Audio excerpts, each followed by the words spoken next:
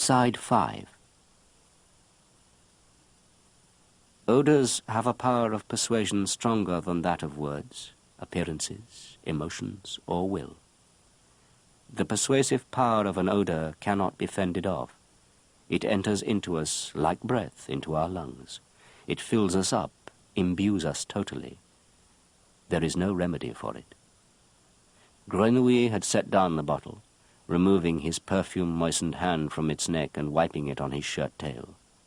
1, 2 steps back, and the clumsy way he hunched his body together under Baldini's tirade sent enough waves rolling out into the room to spread the newly created scent in all directions. Nothing more was needed. True, Baldini ranted on, railed and cursed, but with every breath his outward show of rage found less and less inner nourishment. He sensed he had been proved wrong, which was why his peroration could only soar to empty pathos. And when he fell silent, had been silent for a good while, he had no need of Grenouille's remark. "It's all done." He knew it already. But nevertheless, although in the meantime air heavy with Amor and Psyche was undulating all about him, he stepped up to the old oak table to make his test. He pulled a fresh, snowy white lace handkerchief from his coat pocket, the left one, unfolded it, and sprinkled it with a few drops that he extracted from the mixing bottle with the long pipette. He waved the handkerchief with outstretched arm to aerate it, and then pulled it past his nose with the delicate, well-practiced motion, soaking up its scent.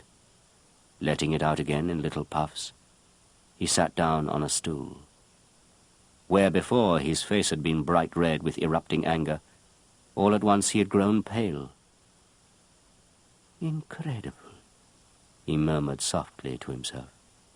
"By God, incredible." And he pressed the handkerchief to his nose again, and sniffed and shook his head, and muttered, "Incredible." It was Amor and Psyche, beyond the shadow of a doubt. Amor and Psyche, that despicable, ingenious blend of scents, so exactly copied that not even Pélissier himself would have been able to distinguish it from his own product. Incredible. Small and ashen, the great Baldini sat on his stool, looking ridiculous, with handkerchief in hand, pressing it to his nose like an old maid with the sniffles. By now he was totally speechless. He didn't even say incredible anymore, but nodding gently and staring at the contents of the mixing bottle, could only let out a monotone,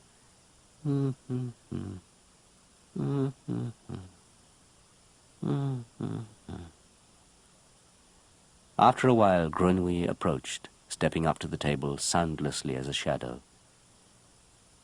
"It's not a good perfume," he said. "It's been put together very bad, this perfume has."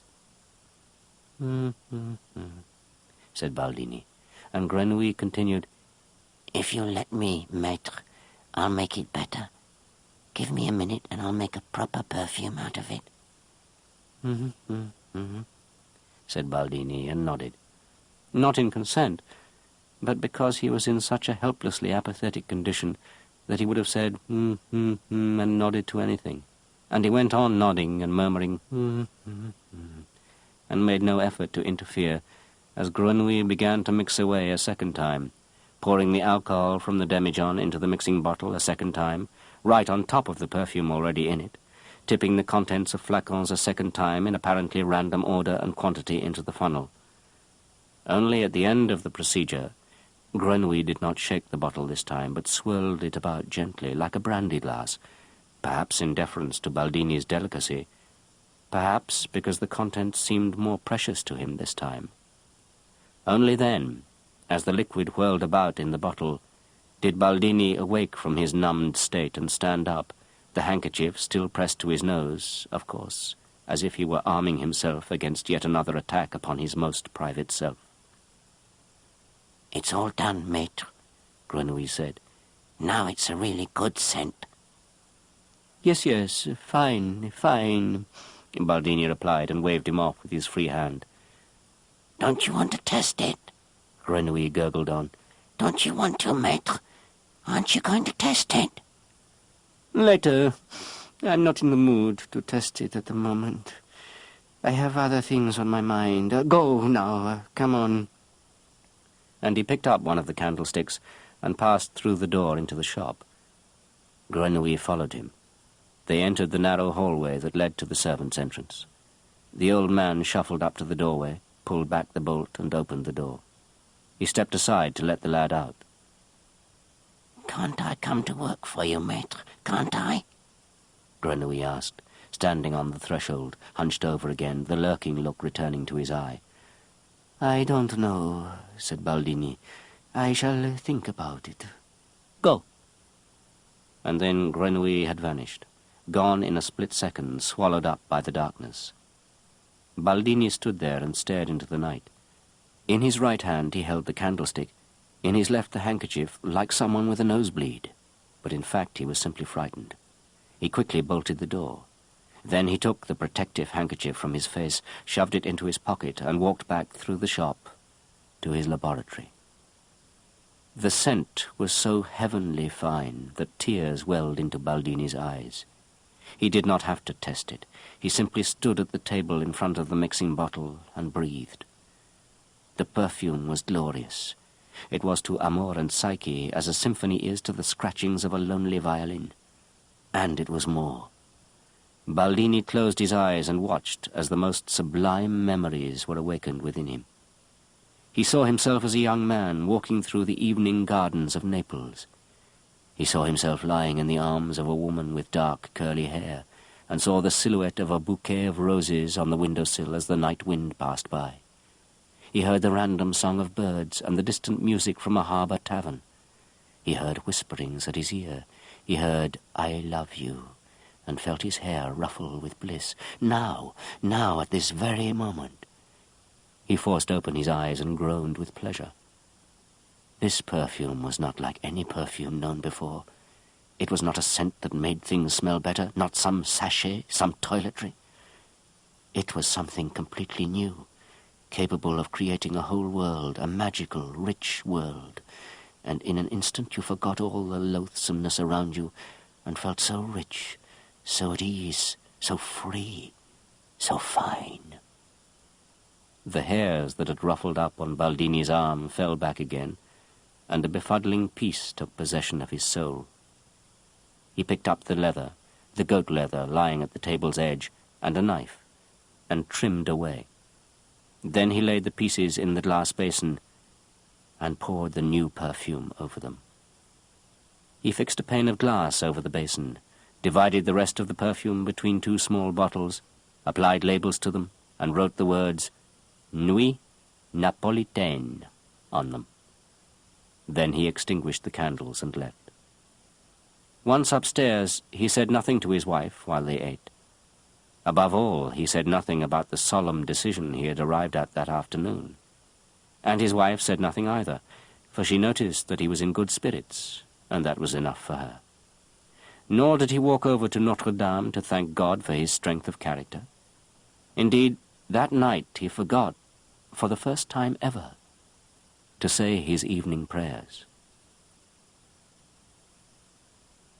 The next morning he went straight to Grimal. First he paid for his goat leather, paid in full without a grumble or the least bit of haggling. And then he invited Grimal to the Tour d'Argent for a bottle of white wine and negotiations concerning the purchase of Grenouille, his apprentice. It goes without saying that he did not reveal to him the whys and wherefores of this purchase.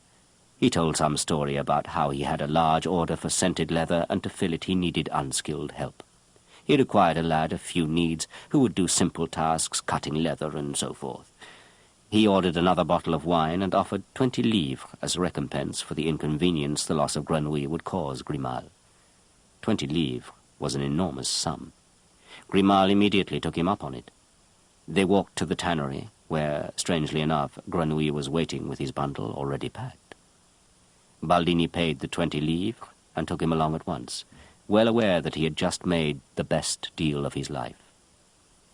Grimal, who for his part was convinced that he had just made the best deal of his life, returned to the Tour d'Argent, there drank 2 more bottles of wine, moved over to the Lion d'Or on the other bank around noon, and got so rip-roaring drunk that when he decided to go back to the Tour d'Argent late that night, he got the Rue Geoffroy-Lanier confused with the Rue des Nonandières, and instead of coming out directly onto the Pont Marie as he had intended, he was brought by ill fortune to the Quai des Ormes, where he splashed lengthwise and face first into the water like a soft mattress. He was dead in an instant. The river, however, needed considerable time to drag him out from the shallows, past the barges moored there, into the stronger main current, and not until the early morning hours did Grimal the tanner, or better, his soaked carcass, float briskly downriver towards the west. As he passed the Pont au Change soundlessly, without bumping against the bridge piers, 60 feet directly overhead, Jean-Baptiste Grenouille was going to bed. A bunk had been set up for him in a back corner of Baldini's laboratory, and he was now about to take possession of it, while his former employer floated down the cold Seine, all 4 limbs extended. Grenouille rolled himself up into a little ball, like a tick. As he fell off to sleep, he sank deeper and deeper into himself, leading the triumphant entry into his innermost fortress, where he dreamed of an odoriferous victory banquet, a gigantic orgy with clouds of incense and fogs of myrrh, held in his own honor. With the acquisition of Grenouille, the house of Giuseppe Baldini began its ascent to national, indeed European, renown. The Persian chimes never stopped ringing, the herons never stopped spewing in the shop on the Pont au Change. The very first evening, Grenouille had to prepare a large demijohn full of Nuit Napolitaine, of which over 80 flacons were sold in the course of the next day. The fame of the scent spread like wildfire. Chénier's eyes grew glassy from the moneys paid, and his back ached from all the deep bows he had to make, for only persons of high, indeed highest rank, or at least the servants of persons of high and highest rank, appeared. One day the door was flung back so hard it rattled. In stepped the footman of Count d'Argenson and shouted, as only footmen can shout, that he wanted 5 bottles of this new scent. Chénier was still shaking with awe 15 minutes later, for Count d'Argenson was commissary and war minister to His Majesty, and the most powerful man in Paris. While Chénier was subjected to the onslaught of customers in the shop, Baldini had shut himself up in his laboratory with his new apprentice. He justified this stage of affairs to Chénier with a fantastic theory that he called division of labor and increased productivity. For years, he explained, he had patiently watched while Pélissier and his ilk, despisers of the ancient craft all, had enticed his customers away and made a shambles of his business. His forbearance was now at an end. He was accepting their challenge and striking back at these cheeky parvenus, and, what was more, with their own weapons. Every season, every month, if necessary, every week, he would play trumps a new perfume. And what perfumes they would be! He would draw fully upon his creative talents, and for that it was necessary that he, assisted only by an unskilled helper, would be solely and exclusively responsible for the production of scents, while Chénier would devote himself exclusively to their sale. By using such modern methods, they would open a new chapter in the history of perfumery, sweeping aside their competitors and growing incomparably rich. Yes, he had consciously and explicitly said they, because he intended to allow his old and trusted journeyman to share a given percentage of these incomparable riches. Only a few days before, Chénier would have regarded such talk as a sign of his master's incipient senility. Ready for the charité, he would have thought. It won't be long now before he lays down the pestle for good. But now he was not thinking at all. He didn't get around to it. He simply had too much to do. He had so much to do that come evening he was so exhausted he could hardly empty out the cash box and siphon off his cut. Not in his wildest dreams would he have doubted that things were not on the up and up, though Baldini emerged from his laboratory almost daily with some new scent. And what scents they were! Not just perfumes of high, indeed highest quality, but also creams and powders, soaps, hair tonics, toilet waters, oils. Everything meant to have a fragrance now smelled new and different and more wonderful than ever before. And, as if bewitched, the public pounced upon everything, absolutely everything, even the newfangled scented hair ribbons that Baldini created one day on a curious whim. And price was no object. Everything that Baldini produced was a success, and the successes were so overwhelming that Chénier accepted them as natural phenomena and did not seek out their cause. That perhaps the new apprentice, that awkward gnome who was housed like a dog in the laboratory, and whom one saw sometimes when the master stepped out, standing in the background wiping off glasses and cleaning mortars, that this cipher of a man might be implicated in the fabulous blossoming of their business, Chénier would not have believed had he been told it. Naturally, the gnome had everything to do with it. Everything Baldini brought into the shop and left for Chénier to sell was only a fraction of what Grenouille was mixing up behind closed doors. Baldini couldn't smell fast enough to keep up with him. At times he was truly tormented by having to choose among the glories that Grenouille produced. This sorcerer's apprentice could have provided recipes for all the perfumers of France without once repeating himself, without once producing something of inferior or even average quality. As a matter of fact, he could not have provided them with recipes, i.e. formulas, for at first Grenouille still composed his scents in the totally chaotic and unprofessional manner familiar to Baldini, mixing his ingredients impromptu and in apparent wild confusion. Unable to control the crazy business, but hoping at least to get some notion of it, Baldini demanded one day that Grenouille use scales, measuring glasses, and the pipette when preparing his mixtures, even though he considered them unnecessary. Further, he was to get used to regarding the alcohol not as another fragrance, but as a solvent to be added at the end, and for God's sake he would simply have to go about things more slowly, at an easier and slower pace as befitted a craftsman. Grenouille did it, and for the first time Baldini was able to follow and document the individual maneuvers of this wizard. Paper and pen in hand, constantly urging a slower pace, he sat next to Grenouille and jotted down how many drams of this, how many level measures of that, how many drops of some other ingredient wandered into the mixing bottles. This was a curious after-the-fact method for analyzing a procedure. It employed principles whose very absence ought to have totally precluded the procedure to these sublime scents. And when he had once entered them in his little book and entrusted them to his safe and his bosom, he no longer doubted that they were now his and his alone. But Grenouille, too, profited from the disciplined procedures Baldini had forced upon him. He was not dependent on them himself. He never had to look up an old formula to reconstruct a perfume weeks or months later, for he never forgot an odor. But by using the obligatory measuring glasses and scales, he learned the language of perfumery, and he sensed instinctively that the knowledge of this language could be of service to him. After a few weeks, Grenouille had mastered not only the names of all the odors in Baldini's laboratory, but he was also able to record the formulas for his perfumes on his own and, vice versa, to convert other people's formulas and instructions into perfumes and other scented products. And not merely that. Once he had learned to express his fragrant ideas in drops and drams, he no longer even needed the intermediate step of experimentation. When Baldini assigned him a new scent, whether for a handkerchief cologne, a sachet, or a face paint, Grenouille no longer reached for flacons and powders, but instead simply sat himself down at the table and wrote the formula straight out. He had learned to extend the journey from his mental notion of a scent to the finished perfume by way of writing down the formula. For him it was a detour. In the world's eyes, that is, in Baldini's, it was progress. Grenouille's miracles remained the same, but the recipes he now supplied along with them removed the terror, and that was for the best. The more Grenouille mastered the tricks and tools of the trade, the better he was able to express himself in the conventional language of perfumery, and the less his master feared and suspected him.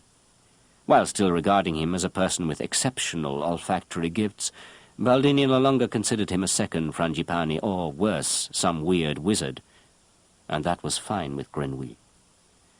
The regulations of the craft functioned as a welcome disguise. He virtually lulled Baldini to sleep with his exemplary procedures, weighing ingredients, swirling the mixing bottles, sprinkling the test handkerchief. He could shake it out almost as delicately, pass it beneath his nose almost as elegantly as his master.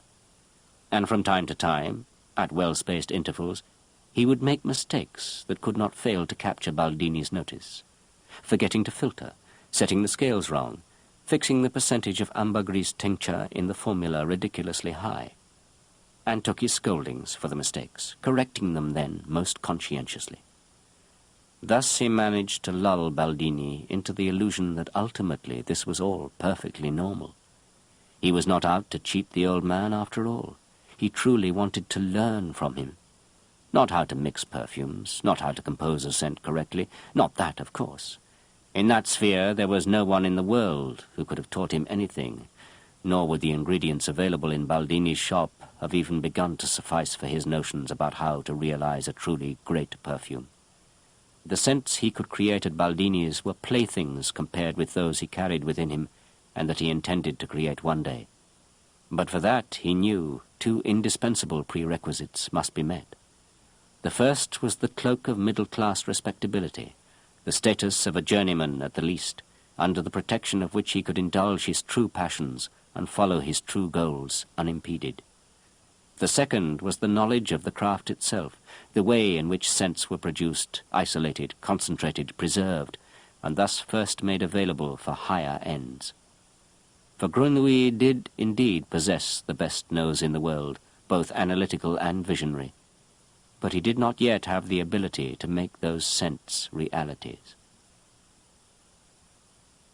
And so he gladly let himself be instructed in the arts of making soap from lard, sewing gloves of chamois, mixing powders from wheat flour and almond bran and pulverized violet roots, rolled scented candles made of charcoal, saltpeter, and sandalwood chips, pressed oriental pastilles of myrrh, benzoin, and powdered amber, kneaded frankincense, shellac, vetiver, and cinnamon into balls of incense, sifted and spatulated poudre impériale out of crushed rose petals, lavender flowers, cascarilla bark, stirred face paints, whites and vein blues, and moulded greasy sticks of carmine for the lips, banqueted on the finest fingernail dusts and minty-tasting tooth powders, mixed liquids for curling periwigs and wart drops for corns, bleaches to remove freckles from the complexion and nightshade extract for the eyes, Spanish fly for the gentlemen and hygienic vinegars for the ladies. Grenouille learned to produce all such eau and powders, toilet and beauty preparations, plus teas and herbal blends, liqueurs, marinades, and so on. In short, he learned, with no particular interest, but without complaint and with success, everything that Baldini knew to teach him from his great store of traditional lore. He was an especially eager pupil, however, whenever Baldini instructed him in the production of tinctures, extracts, and essences. He was indefatigable when it came to crushing bitter almond seeds in the screw press, or mashing musk pods, or mincing dollops of grey, greasy ambergris with a chopping knife, or grating violet roots and digesting the shavings in the finest alcohol. He learned how to use a separatory funnel that could draw off the purest oil of crushed lemon rinds from the milky dregs. He learned to dry herbs and flowers on grates placed in warm, shady spots, and to preserve what was once rustling foliage in wax-sealed crocks and caskets. He learned the art of rinsing pomades and producing, filtering, concentrating, clarifying, and rectifying infusions.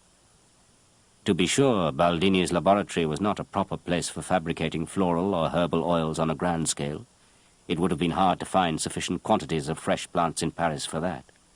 But from time to time, when they could get cheap, fresh rosemary, sage, mint, or anise seeds at the market, or a shipment of valerian roots, caraway seeds, nutmegs, or dried clove blossoms had come in, then the alchemist in Baldini would stir, and he would bring out the large alembic, a copper distilling vessel, atop it a head for condensing liquids, a so-called Moor's Head alembic, he proudly announced, which he had used 40 years before for distilling lavender out on the open southern exposures of Liguria's slopes and on the heights of the Luberon. And while Grenouille chopped up what was to be distilled, Baldini hectically bustled about, heating a brick-lined hearth, because speed was the alpha and omega of this procedure, and placed on it a copper kettle, the bottom well covered with water. He threw in the minced plants, quickly closed off the double-walled Moor's Head, and connected 2 hoses to allow water to pass in and out. This clever mechanism for cooling the water, he explained, was something he had added on later, since out in the field, of course, one had simply used bellowed air for cooling. And then he blew on the fire.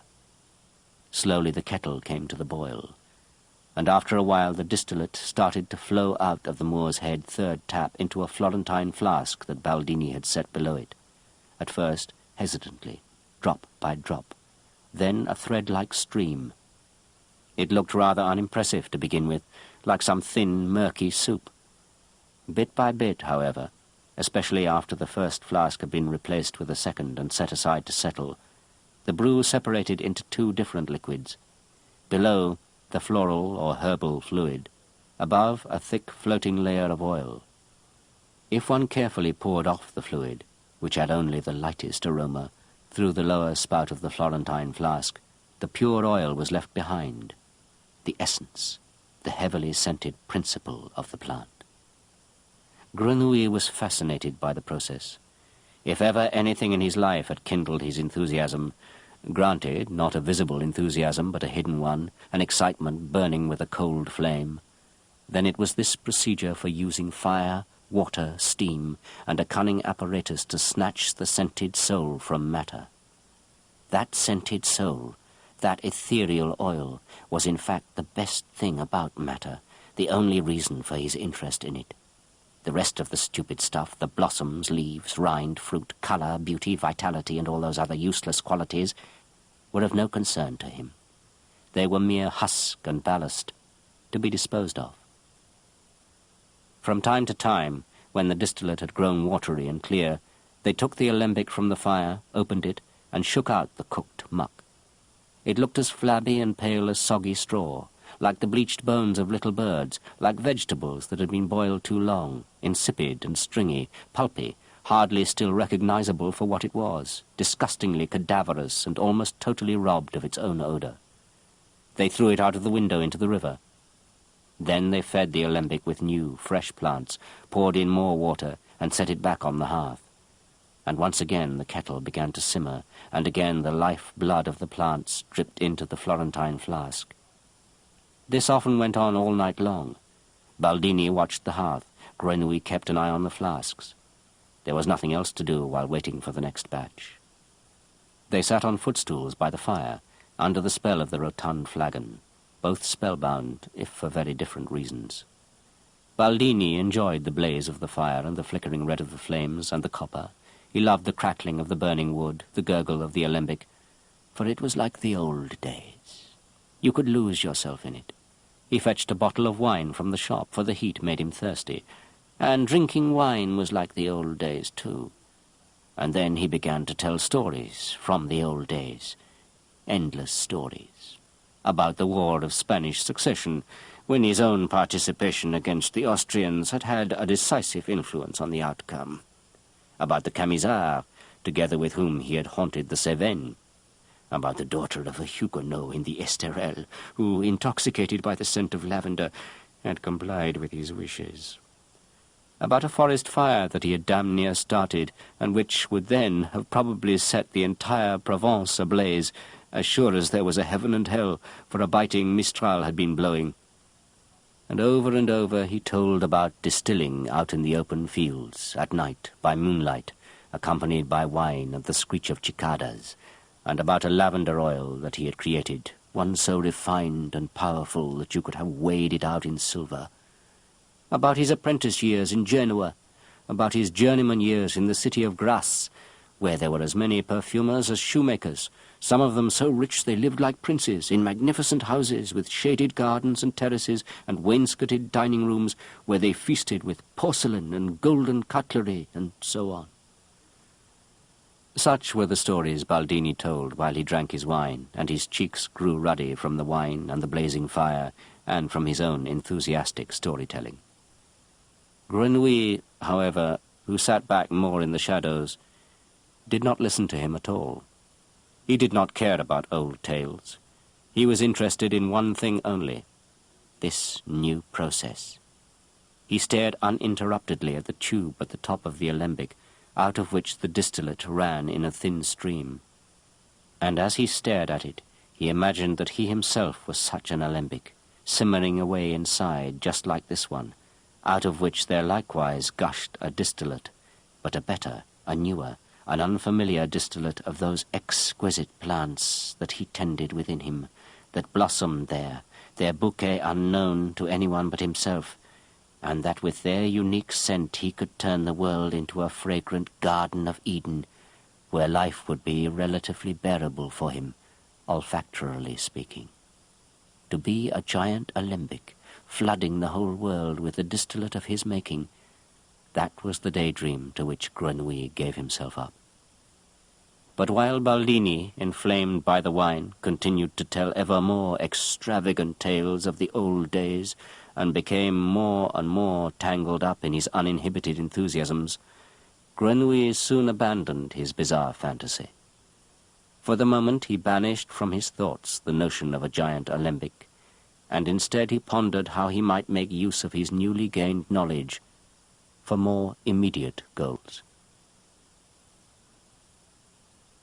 It wasn't long before he had become a specialist in the field of distillation. He discovered, and his nose was of more use in the discovery than Baldini's rules and regulations, that the heat of the fire played a significant role in the quality of the distillate. Every plant, every flower, every sort of wood, and every oil-yielding seed demanded a special procedure. Sometimes you had to build up the hottest head of steam. Sometimes you just left it at a moderate boil. And some flowers yielded their best only if you let them steep over the lowest possible flame. It was much the same with their preparation. Mint and lavender could be distilled by the bunch. Other things needed to be carefully culled, plucked, chopped, grated, crushed, or even made into pulp before they were placed in the copper kettle. Many things simply could not be distilled at all, which irritated Grenouille no end.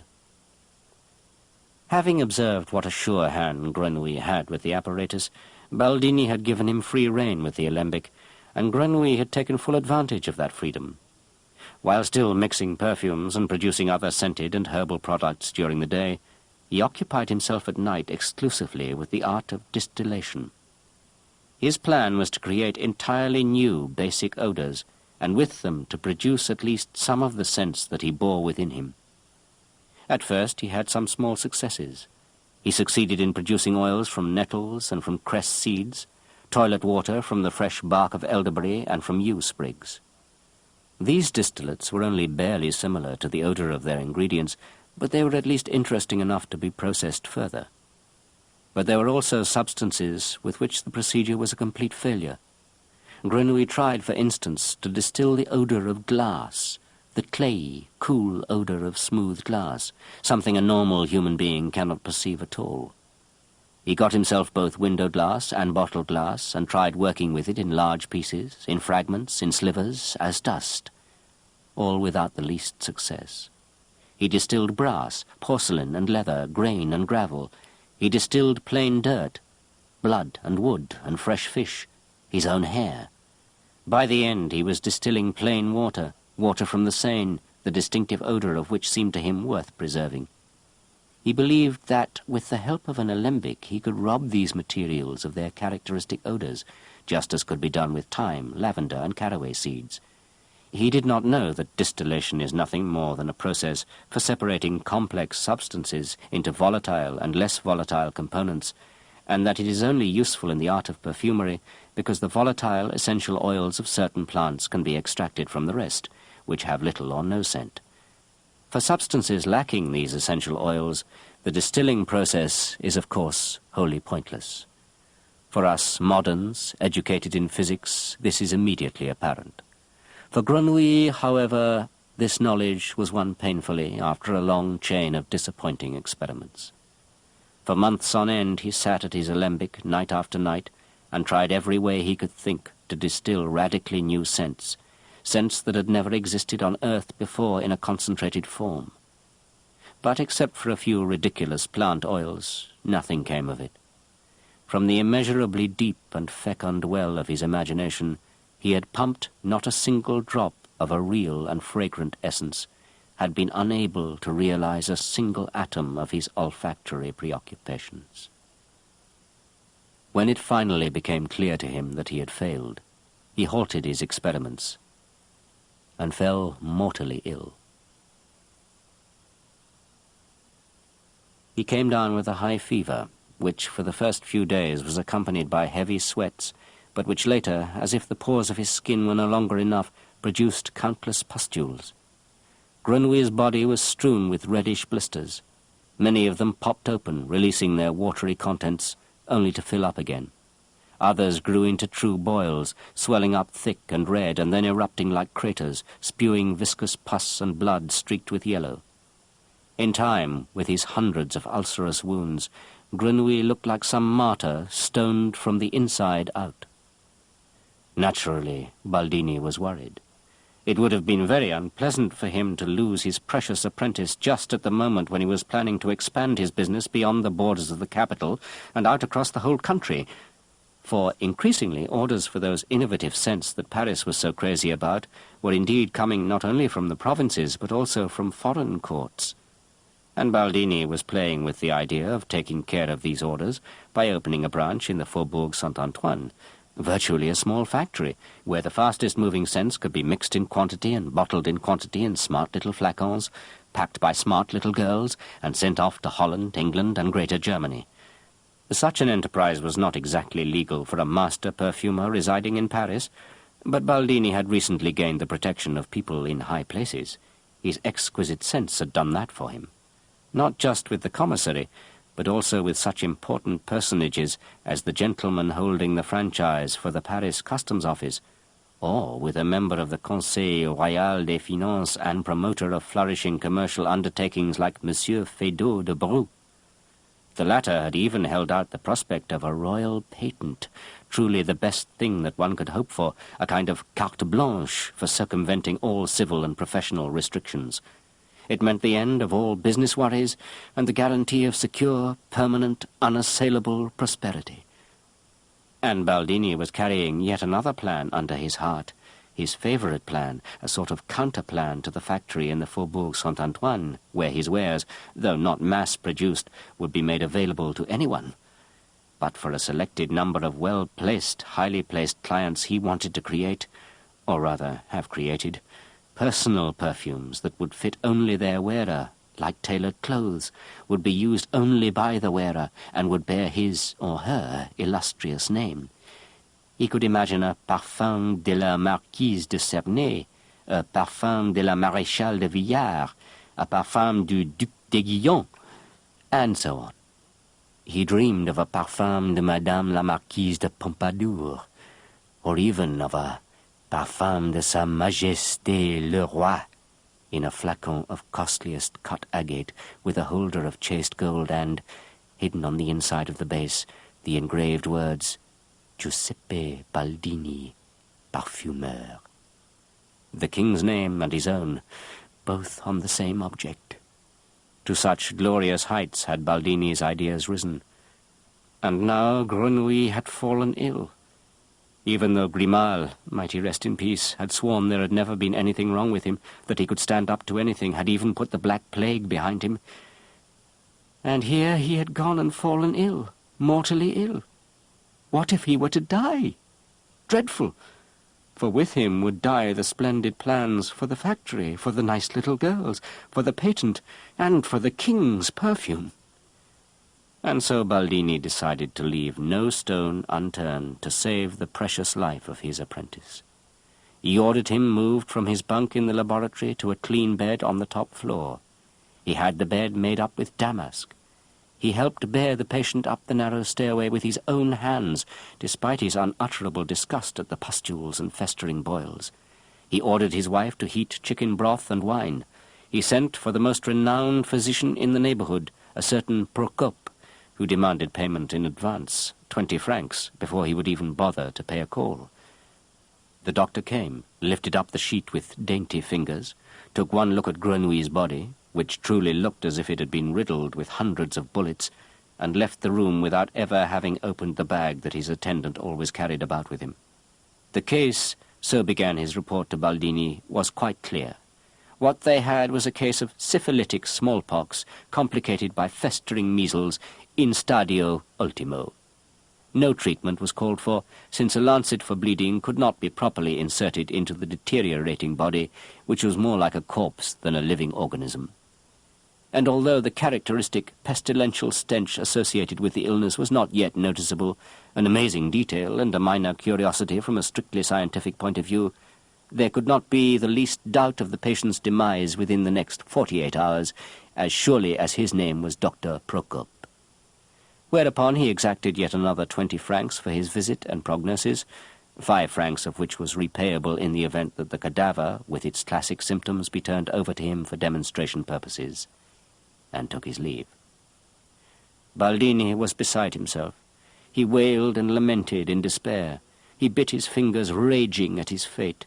Once again, just before reaching his goal, his grand, very grand plans had been thwarted. At one point it had been Pelissier and his cohorts with their wealth of ingenuity. Now it was this boy with his inexhaustible store of new sense, this scruffy brat who was worth more than his weight in gold, who had decided now of all times to come down with syphilitic smallpox and festering measles in stadio ultimo. Now of all times. Why not 2 years from now? Why not 1? By then he could have been plundered like a silver mine, like a golden ass. He could have gone ahead and died next year, but no, he was dying now, God damn it all, within 48 hours. For a brief moment Baldini considered the idea of a pilgrimage to Notre Dame, where he would light a candle and plead with the Mother of God for Grenouille's recovery. But he let the idea go, for matters were too pressing. He ran to get paper and ink, then shooed his wife out of the sick room. He was going to keep watch himself. Then he sat down in a chair next to the bed, his notepaper on his knees, the pen wet with ink in his hand, and attempted to take Grenouille's perfumetry confession. For God's sake, he dare not slip away without a word, taking along the treasures he bore inside him. Would he not in these last hours leave a testament behind in faithful hands, so that posterity would not be deprived of the finest sense of all time? He, Baldini, would faithfully administer that testament, the canon of formulas for the most sublime sense ever smelled, would bring them all to full bloom. He would attach undying fame to Grenouille's name. He would, yes, he swore it by everything holy, lay the best of these scents at the feet of the king in an agate flacon with gold chasing and the engraved dedication, from Jean-Baptiste Grenouille, Parfumeur, Paris. So spoke, or better whispered, Baldini into Grenouille's ear, unremittingly beseeching, pleading, wheedling. But all in vain. Grenouille yielded nothing except watery secretions and bloody pus. He lay there mute in his damask and parted with those disgusting fluids, but not with his treasures, his knowledge, not a single formula for a scent. Baldini would have loved to throttle him, to club him to death, to beat those precious secrets out of that moribund body, had there been any chance of success, and had it not so blatantly contradicted his understanding of a Christian's love for his neighbour. And so he went on, purring and crooning in his sweetest tones, and coddled his patient, and, though only after a great and dreadful struggle with himself, dabbed with cooling presses the patient's sweat-drenched brow and the seething volcanoes of his wounds, and spooned wine into his mouth, hoping to bring words to his tongue, all night long, and all in vain. In the grey of dawn he gave up. He fell exhausted into an armchair at the far end of the room, and stared, no longer in rage, really, but merely yielding to silent resignation, at Grenouille's small, dying body there in the bed, whom he could neither save nor rob, nor from whom he could salvage anything else for himself, whose death he could only witness numbly, like a captain watching his ship sink, taking all his wealth with it into the depths. And then, all at once, the lips of the dying boy opened, and in a voice whose clarity and firmness betrayed next to nothing of his immediate demise, he spoke. Tell me, maître, are there other ways to extract the scent from things besides pressing or distilling? Baldini, believing the voice had come either from his own imagination or from the next world, answered mechanically, "Yes, there are." "What are they?" came the question from the bed, and Baldini opened his tired eyes wide. Grenouille lay there, motionless among his pillows. Had the corpse spoken? "What are they?" Came the renewed question, and this time Baldini noticed Grenouille's lips move. It's over now, he thought. This is the end. This is the madness of fever or the throes of death. And he stood up, went over to the bed, and bent down to the sick man. His eyes were open, and he gazed up at Baldini with that same strange, lurking look that he had fixed on him at their first meeting. "What are they?" he asked. Baldini felt a pang in his heart. He could not deny a dying man his last wish, and he answered, "There are 3 other ways, my son. Enfleurage à chaud, enfleurage à froid, and enfleurage à l'huile. They are superior to distillation in several ways, and they are used for extraction of the finest of all scents, jasmine, rose, and orange blossom." "Where?" asked Grenouille. "In the south," answered Baldini. "above all in the town of Grasse." "Good," said Grenouille, and with that he closed his eyes. Baldini raised himself up slowly. He was very depressed. He gathered up his notepaper, on which he had not written a single line, and blew out the candle. Day was dawning already. He was dead tired. One ought to have sent for a priest, he thought. Then he made a hasty sign of the cross with his right hand and left the room. Grenouille was, however, anything but dead. He was only sleeping very soundly, deep in dreams, sucking fluids back into himself. The blisters were already beginning to dry out on his skin. The craters of pus had begun to drain, the wounds to close. Within a week he was well again.